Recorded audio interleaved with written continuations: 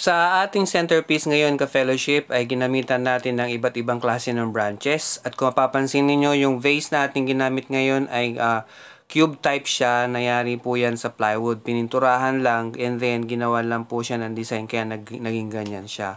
So assorted branches yung ating ginamit. Meron pong dry ay yung malalaki tapos yung dried yung maliliit. And then yung kulay pink naman ay fuchsia pink naman ay yung twig. At yung mga dahon na ating gagamitin ay isang piraso ng lemon lime. And then yung malalaking dahon na yan ay dahon ng philodendron. Mas maganda kung gagamit tayo ng 3 hanggang 5 piraso. Pero kung mas marami yung mga dahon ninyo, mas maganda if ilalagay po natin sa bandang likuran. Hindi ko na po naipakita sa inyo kung paano natin nilagay yung mga foam. Pero so far naman nakikita naman po natin kung ano yung itsura niya diyan. Make sure lang na bago natin ilagay yung foam, meron po siyang plastic kasi kahoy po yung vase natin. Maaari po kasi mabasa yung ating pong wooden vase and syempre magbibitak po yan dahil yan po ay plywood. So kailangan po ng plastic dun sa ilalim para hindi po tumulo yung tubig.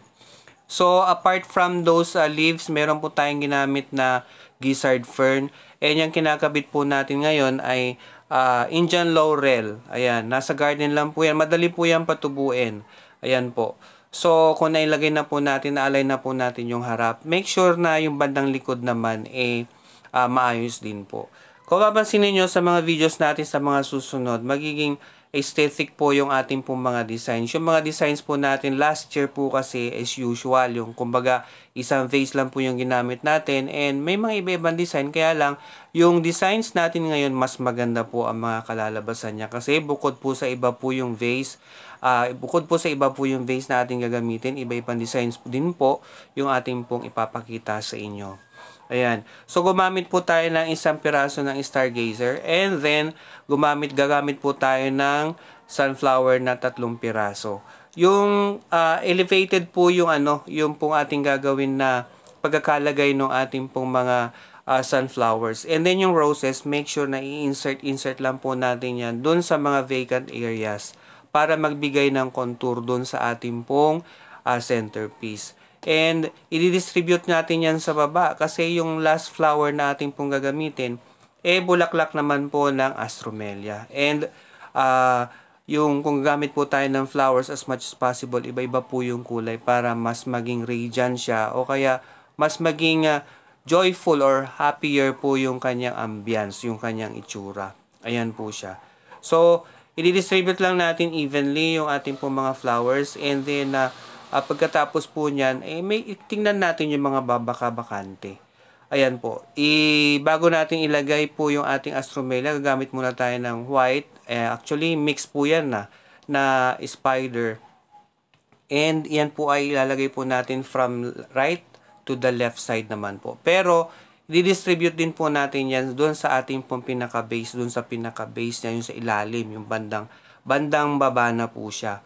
Para nang sa gayon, yung pong kulay ay maghalo-halo at maganda po siyang tignan. Assorted colors po yung mangyayari dyan kasi yung color dyan sa baba is pink roses, assorted po na spider and then yung pong yellow Astromelia. Yun po yung pinakahuli nating ilalagay. Ayan po siya. So, yung Astromelia po yan, bali isang bundle po yung ating ginamit. Ganon din po yung isang bundle din pong ginamit natin sa spider. Yung pong roses is 12 pieces. Yung sunflower po ay 3. And then yung pong stargazer po ay 1. Ayan po siya.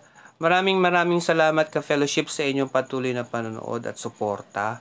Patuloy nyo pong panoorin yung mga susunod pa naming videos. And meron po kayong makikitang kakaiba sa mga susunod naming mga ipapakitang videos sa inyo.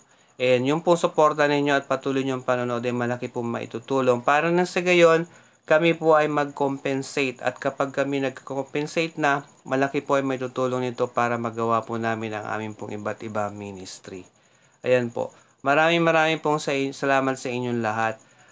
Patuloy nyo po kami subaybayan, patuloy nyo pong panoorin ang ating pong mga videos, lalo na po yung mga susunod dahil sadyang marami po kayong matututunan at marami po kayong makikita ang iba't ibang designs. Ayan po siya.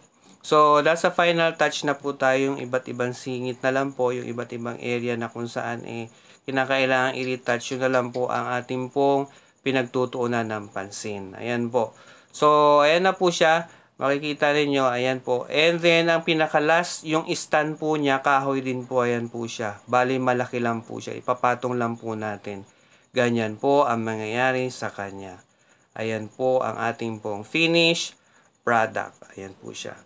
God bless mga ka-fellowship, and God bless you always. I love you all. Ito po yung ating pong finished product. God bless po.